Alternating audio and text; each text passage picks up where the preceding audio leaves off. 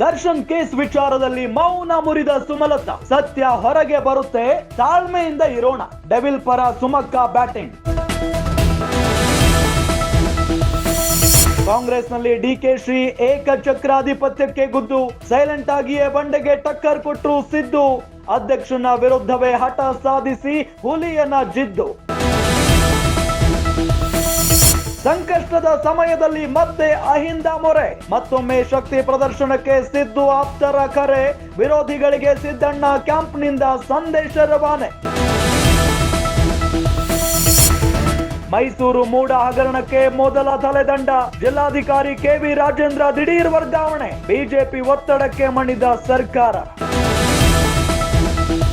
ಹತ್ರಾಸ್ ಕಾಲ್ ತುಳಿತದಲ್ಲಿ 100 ಜನರ ಬಲಿ, ಉತ್ತರ ಪ್ರದೇಶಕ್ಕೆ ರಾಹುಲ್ ಗಾಂಧಿ ಭೇಟಿ, ವಿಪಕ್ಷ ನಾಯಕನ ಬಳಿ ಕಣ್ಣೀರಾದ ಮೃತರ ಕುಟುಂಬಸ್ಥರು.